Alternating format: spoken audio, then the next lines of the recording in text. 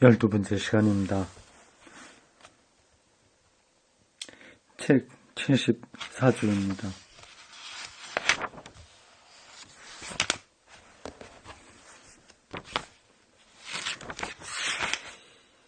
자, 이 그리스도교 철학이라고 하는 작은 제목은 크게 제2장 학문으로서의 신학의 시작의 첫 번째 항목, 변증론자들에 속합니다.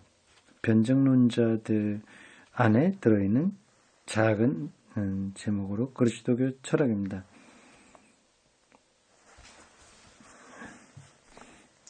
순교자 유스티누스는 아마도 변증론자들 중에서 가장 중요한 사람일 것이다. 유스티아누스, 저스틴이라고도 발음합니다. 영어로 하면 그렇게 되죠. 유스티누스 마터, 순교자예요. 이 사람에 대한 설명이 여기 나왔습니다. 제2세기 중엽 사람으로서 아폴로기아 1, 2 곧 변명이라고 하는 책과 보유와 대화의 저자, 여러 권의 책을 썼군요. 그는 그리스도교가 확실하고 로고스에 알맞는 유일한 철학이라고 했다. 그리스도교 신학을 가장 온전한 철학이라고 정의한 사람이 유스티누스입니다. 이것은 무엇을 뜻하는 것일까? 변증론에 반대한 어느 신학자들은 이 말을 들어 그리스도교를 철학으로 해소시킨 증거로서 해석하고 이것이 바로 변증론적 신학의 귀결이라고 반대했다. 변증적인 입장을 반대하는 사람들이 있었군요. 당연하죠. 그럼 뭐 지금도 마찬가지 아니겠습니까? 신학 자체를 부정하는 사람들이 있죠. 인문학이라든지 세상의 학문들, 이런 것들은 더더구나 필요 없다 이렇게 주장하는 교회 지도자들도 제법 됩니다. 결국 그리스도교 신학을 철학으로 해소시켜버리는 위험성이 있다. 그런 반대요. 그러나 유스티아누스는 그리스도교는 하나의 철학이라고 말할 때 유스티누스가 그렇게 말할 때 그 철학이 무엇을 의미하는가를 이해해야 된다. 알지는 못하고 비판하는 거죠. 철학은 유스티누스 시대에는 오늘날과 다른 의미로 이해됐다. 다시 말해서 유스티누스는 시대의 철학, 유스티누스 시대의 철학은 마술적, 미신적 풍조에서 해방된 자유로운 정신적 사고의 방식을 의미했다.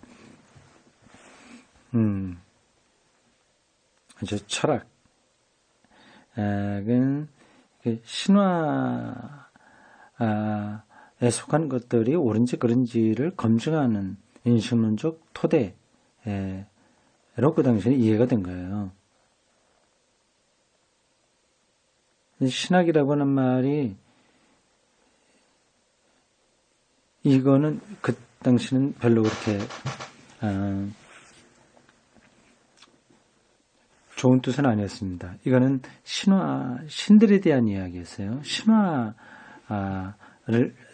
이제 신학이라고 얘기를 했죠. 근데 그것을 검증하는 게 철학이에요. 그러니까 훨씬 더 자유롭고 확실한 인식론적 토대를 갖춘 거죠.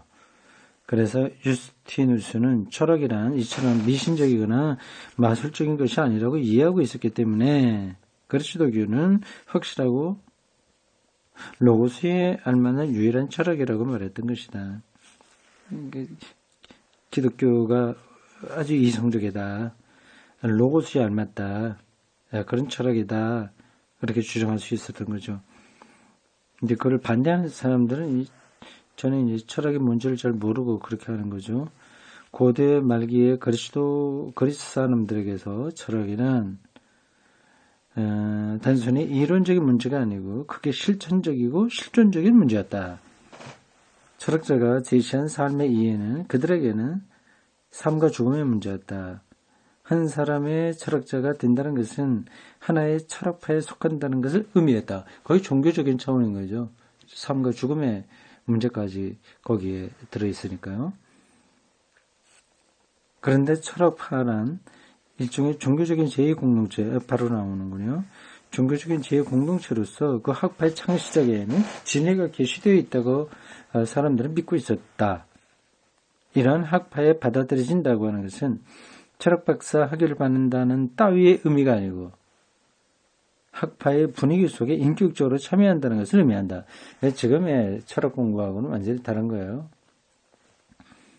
종교적인 제2공동체라고 했네요. 그 피타고라스 학파에 속하게 되면 그 피타고라스에게 계시되어서 진리가 거기에 있다. 그러니까 진리에 의존해서 사는 거라고 한다면 그건 종교적인 차원에 속한 거죠. 지금은 이것저것 철학 어떤 게 되게 있다. 하나의 학문으로서 끝나지만 그 당시에는 이게 종교적인 차원이었다. 그겁니다. 유스티누스는 그리스도교 철학이란 보편적인 것이며 삶의 의미에 관한 포괄적인 진리를 갖는다고 가르쳤다. 동의합니다. 저도 동의합니다. 그러기에 진리가 존재하는 곳에서는 그것이 어느 것이든 그리스도교적 진리가 존재한다.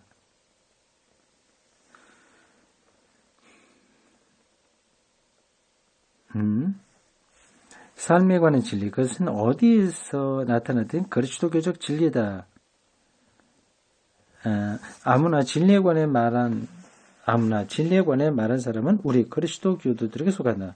근데 포괄적이네요. 요즘 신학의 특성으로 말한다면 굳이 그리스도교 공동체 안에 들어와 있지는 않으나 그리스도교적인 행태로 사는 사람을 가리키는 거죠. 익명의 그리스도인, 익명. 표면적인 것은 아니지만 실제로는 그리스도교인이다.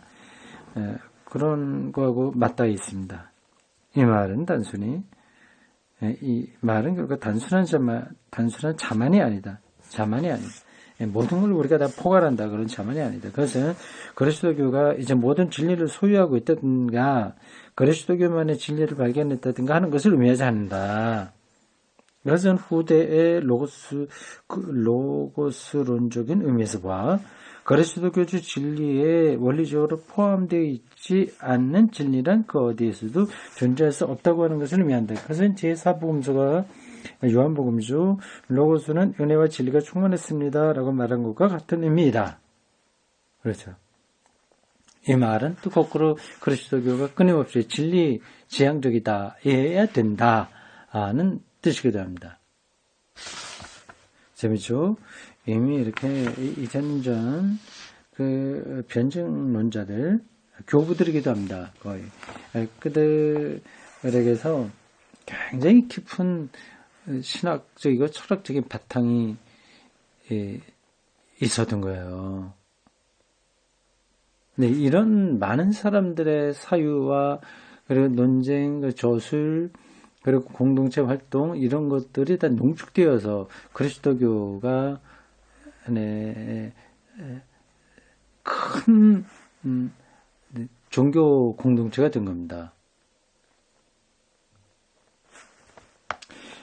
요스티누스는 이것을 뒤집어서 누구든지 로고스를 따라 사는 사람은 그리스도교도다 라고 말했다. 그래서 그는 이러한 사람으로서 소크라테스, 헤라클레이투스, 엘리야와 같은 사람을 받아들였다. 사람들을 들었다. 그러나 그는 한 가지 구별을 지었다. 그것은 곧 그리스도 안에서 완전한 로고스가 나타나 몸과 마음과 영을 이루었다는 것이다. 이게 변명 2권 10쪽에 나온다는 거네요. 그러므로 그리스도교 밖에 있는 철학자들은 부분적으로는 오류 가운데 있으며 부분적으로는 심지어 이 교의 신들로부터 오는 마성적 힘에 사로잡혀 있기까지 한다. 이 교의 신들이 존재하지 않는 것은 아니다. 이들은 파괴적인 힘을 가지고 현실적으로 존재하는 마성적 세력으로 보고 있다. 아이고, 좀 복잡하네요. 넘어가겠습니다. 그 다음 76쪽 두 번째 패러그래프입니다. 이 모든 것은 무엇을 의미하는가? 그것은 그리스도 교도들이 자기 종교를 다른 여러 그릇된 종교와 병존하고 있는, 예컨대 진정한 종교라고 할지라도 하나의 종교로 보지 않았다는 것을 의미한다. 여러 종교 중에 하나로 본 게 아니라는 거예요. 실제로 우리가 여기서 알 수 있는 것은 그리스도교가 비록 다른 여러 종교 가운데 하나라고 할지라도, 그리고 그리스도교만이 옳고 다른 모든 종교는 그렇다고 할지라도 그리스도교에 대해서는 종교라는 개념을 적용시키는 것을 부인했다는 사실이다. 그렇다면 이미 이 시대에 보네퍼가 얘기하는 탈종교와 비종교적 해석, 그런 신학적 개념이 나왔다는 말인지요. 변증론자들은 그들의 종교는 옳고 다른 사람들의 종교는 그렇다고 주장하려고 한 것이 아니었고, 그들의 종교의 기초가 되는 로고스가 출현했다고 주장했던 것이다. 로고스가 세계를 질서 있게 움직이게 하는 근본적인 힘이니, 그게 그리스도교로부터 이제 시작되었다, 온전하게 시작되었다는 거를 말함으로써 이제 다른 종교를 완전히 잘못됐다고 말하는 것은 아닌데, 그리스도교를 통해서 명실상부하게 진리를 얻게 되었다는 뜻인 것 같습니다. 곧 그들은 그리스도교를 완전한 로고스의 구현에다 바탕을 두었다. 이 로고스라고 하는 것은 다른 종교, 다른 철학, 다른 사람들과 서로 소통할 수 있는 보편적 토대잖아요. 근데 그걸 붙들은 거죠. 그 로고스를 받아들여서 기독교적으로 해석한 거죠. 그러니 다른 종교나 철학하고 최소한 더 대화는 되는 거고요. 그들이 이미 로고스를 얘기하고 있으니 그들이 다 틀렸다고 말하는 건 아니고요. 그러나 이제 그리스도를 통해서 로고스가 온전하게 구현되었다는 점에서 차이가 있는 거죠. 로고스는 하나님 자신의 완전한 로고스로서 그의 존재의 중심에서 그의 전체성에서 나타난다. 이것은 종교 이상의 것이다. 종교는, 여기서 말하는 종교는 죽음이 두렵다거나 외롭다거나 복을 받고 싶다거나 그런 데에서 나타나는 어떤 정신적인 현상이라고 할 수 있지 않습니까? 근데 기독교는 그러한 죽음이 두렵다, 외롭다, 잘 되고 싶다, 이제 그게 아니라 로고스의 출현인 거죠. 진리 자체인 거죠. 그러니까 종교라고 할 수는 없다는 그런 말입니다. 그것은 시간과 공간에서 나타난 진리다.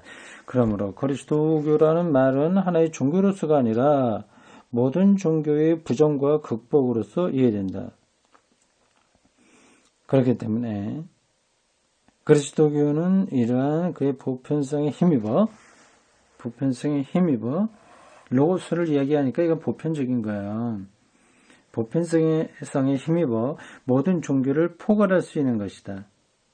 생각하는데 유스티누스는 절대로 말하지 않으면 안 될 것, 곧 만일 그리스도교가 자신의 사상의 한 요소로서 받아들일 수 없는 실존적 진리가 이 세상 어디인가 있다면 예수는 그리스도가 아닐 것이며 다만 다른 모든 교사 이들은 모두 계약을 받고 무엇인가 잘못을 지니고 있는 것과 함께 있는 한낱 교사에 지나지 않는 존재라는 사실을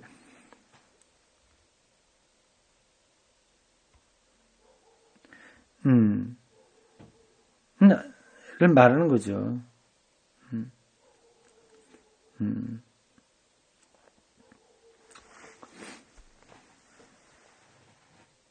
이해가 됐죠? 그러나 이것은 초대 그리스도교들이 말했던 것은 아니다. 이들은 만일 예수를 그리스도라고 부르거나 또는 변증론자들이 그랬던 것처럼 로고스라고 부를 경우 그것은 그리스도교 안에 원리적으로 끌어들일 수 없는 진리란 정의상 존재할 수 없다는 사실을 주장하는 것이 된다고 말했다. 좀 복잡하네요. 그러니까 이 유스티누스의 주장과 초기 그리스도교들이 사이에 어떤 충돌이 있었다고 하는 건데, 근데 유스티누스는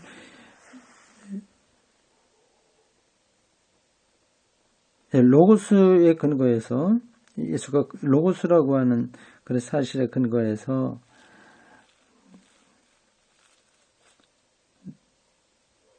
다른 종교를 부정하지는 않고 다 다른 방식으로 그들에게도 그리스도 교인으로서의 어떤 것들이 들어있다, 이제, 이렇게 얘기하는 거 아니겠어요? 근데 초대 그리스도교는 이제 그걸 부정하려고 하는 거죠.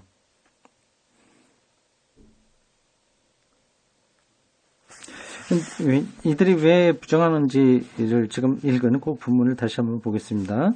이들은, 만일 예수를 그리스도라고 부르거나 변정론자들처럼, 로고스라고 부를 경우, 그것은 그리스도교 안에서 원리적으로 끌어들일 수 없는 진리란 정의상 존재해서 없다는 사실을 주는 것이다. 이게 번역이 이상한 거지. 좀 내용이 왔다 갔다 합니다. 넘어가겠습니다. 우리도 이 점에서 이들을 따를 수밖에 없다. 만일 이와 같은 것을 의미하지 않는다면 로고스라고 하는 개념을 그리스도로서의 예수에게 정의할 수 없을 것이다. 이것은 이 로고스가 온갖 진리를 다 소유했다고 하는 것을 의미하지 않는다. 그렇게 말한 것은 무의미한 것이며 말하는 것은 무의미한 것이며 그렇게 인간성을 빼앗는 것이 될 것이다. 이와 달리 그것은 그 안에 나타나는 근본적인 진리가 그 본질에서 보편적인 것이며 따라서 그 밖의 모든 진리를 그 안에 함축할 수 있다는 것을 의미한다. 이러한 견해를 바탕으로 해서 고대 그리스도인들은 그리스 철학적 진리나 동방의 신비주의에서 그리스도교에 필요하다고 생각했던 여러 가지 것들을 서슴없이 끌어들였던 것이다. 이게 유스티누스가 이런 점에서 이제 대표적인 거죠. 로고스 개념 이런 걸 끌어들여서 그리스도를 변증했습니다. 근데 그런 이들만 있는 게 아니라 그런 것하고 완전히 담을 쌓는 사람들도 있었던 거죠. 그러니까 서로 충돌을 하는데 유스티누스는 어쨌든 상당히 적극적으로 그런 거를 끌어들이는 사람의 대표자입니다. 거기 이제 요한복음에도 그런 로고스론이 나오는 걸 보면 그런 힘들이 그 당시에 상당한 세력을 형성하고 있었다고 볼 수 있습니다.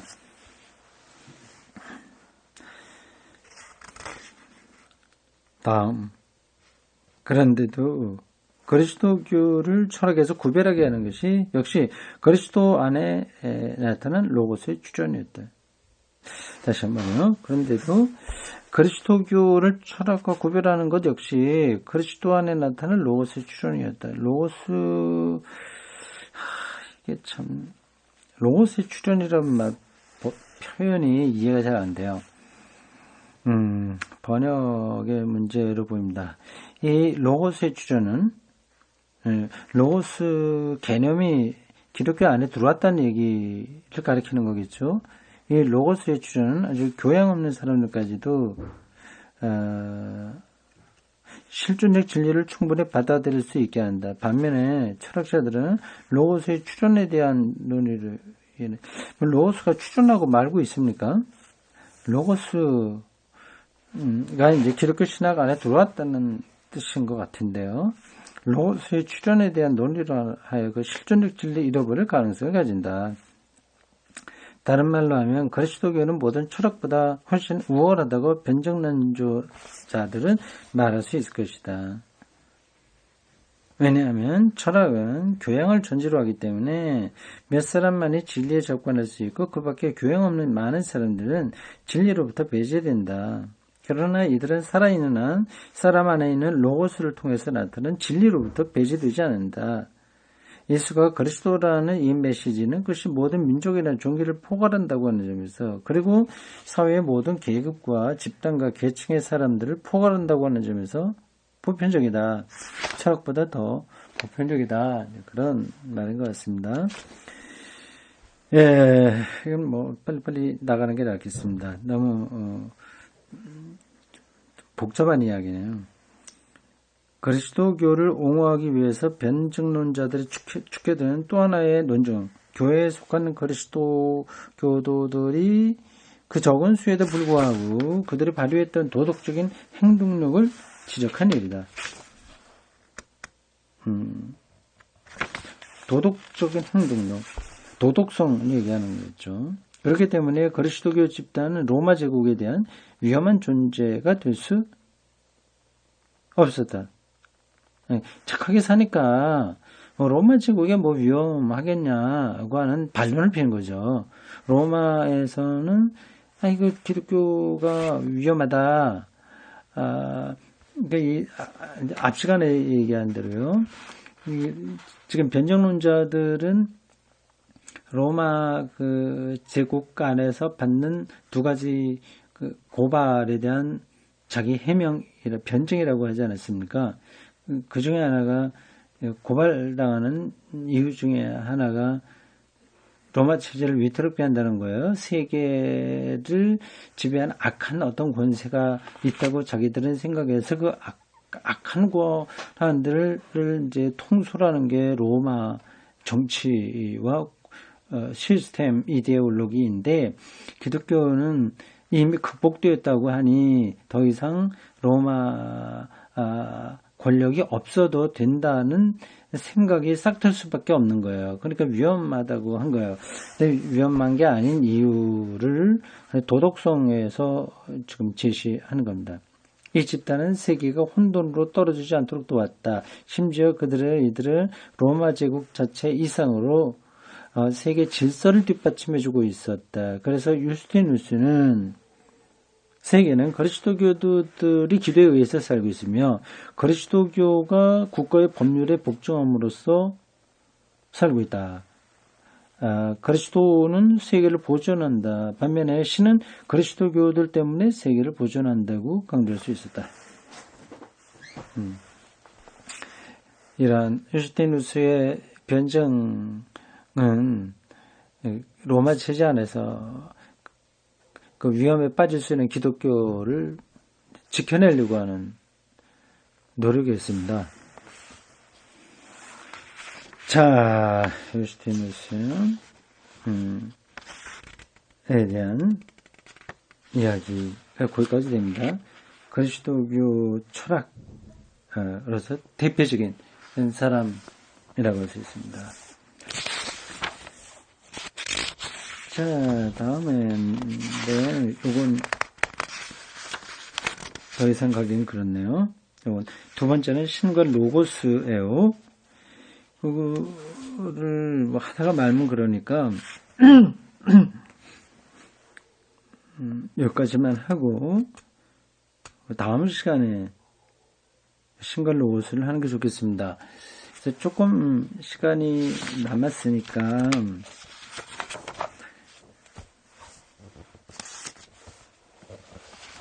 앞에 나와 있는 차례를 다시 한번 좀 보겠어요. 우리가 책 읽기의 한 방법입니다. 쭉 가다가 길을 잃어버릴 수 있어요. 지금 우리가 뭘 공부하려고 하는 것인가를 놓칠 때가 있습니다. 그럴 땐 다시 차례로 들어가면 돼요. 이 차례가 한 윤곽이잖아요. 자, 이게 전체적으로 몇 장까지 있습니까? 보면 7장까지 있어요. 1장은 그리스도교 신학의 예비, 2장은 학문으로서의 신학의 시작, 학문, 학문이라고 하는 거예요. Wissenschaft, 독일어로요. 신학에서 학문은 아니잖아요. 아닐 수 있었어요. 그런데 학문으로 자리를 잡게 된 데에 여러 변증자들이 역할이 컸습니다. 2장이 그렇고요. 3장은 서방의 그리스도교적 사고의 발전. 이 신학은 거의 서방 중심으로 갔어요. 이 말은 동방이 있다고 하는 거죠. 동방은 콘스탄티노플을 수도로 하는 동로마 교회를 가립니다. 동로마 교회요. 로마 교회. 정교회라고 보통 얘기를 합니다. 서방 교회는 로마를 중심으로 하는 거예요. 서방 그리스도교적 사고의 발전 나와요. 여기에 이제 대표적인 사람이 어거스틴입니다. 지금도 개신교나 가톨릭이나 다 어거스틴 신학에 많은 영향을 받고 있습니다. 4장은 중세교회입니다. 중세교회.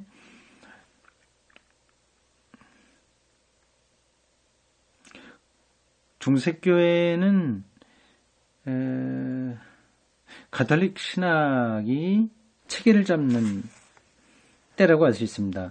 서방의 그리스도교 역사, 어거스틴 이럴 때까지는 거기는 개신교하고 가톨릭이 같이 공유한 부분이 많아요. 근데 중세 스콜라 철학, 스콜라주의 뭐 이런 쪽으로 오게 되면 이제 가톨릭 신학의 특성이 강해지죠. 여기에 아퀴나스 이런 사람들이 나와야 되는데 나오는군요. 제4장의 7번 13세기에 나옵니다. 그 13세기가 가톨릭 신학이 또 아주 크게 확장되는 때예요. 여기에 토마스 아퀴나스가 나옵니다. 그래서 아퀴나스는 많이 다루지 않네요. 어거스틴에 비해서 조금 다루고 있습니다. 우리가 개신교 신학이니까 그럴 수밖에 없죠. 5장은 트렌트 협의회 로마 가톨릭의 종교회의입니다. 회의로부터 현재까지의 로마 가톨리시즘의 발전. 여기서 우리 가톨릭의 신학적 체계를 공부할 수 있습니다. 6장에 가면 이제 본격적으로 종교 개혁자들의 신학이 나옵니다. 루터와 같이 위텐베르크에서 신학을 하고 종교개혁 운동을 했던 멜랑이톤 이런 사람들은 안 나오나요? 이 차례에 멜랑이톤은 안 나오네요. 그 사람도 중요하긴 한데 뭐 어딘가 짤막하게 나올지도 모르죠. 이 차례에는 나오지 않습니다. 쯔빙글리는 나오고요. 칼빈까지 나옵니다. 칼빈은 좀 후대 사람이에요. 7장 종교개혁 이후에 프로테스탄트 신학의 발전입니다. 이걸 가리켜서 개신교 정통주의라고 합니다. 정통주의.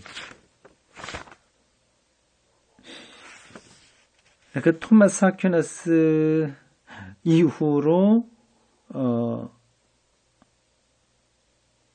로마 가톨릭 교회가 그 카톨리시즘, 가톨릭주의를 발전시킨 게 14세기, 15세기예요. 트렌트 회의가 굉장히 중요했습니다. 이때 많은 것들이 결정돼요. 근데 그러한 로마 가톨릭 교회의 행태가 개신교에서는 바로 이 7장에 다루고 있는 정통주의입니다. 종교개혁자 이후에 그 종교개혁의 신학적 그 기초들, 그 동기들, 그 단초들을 체계화하는 작업이 이때 이루어진 거죠. 정통주의예요.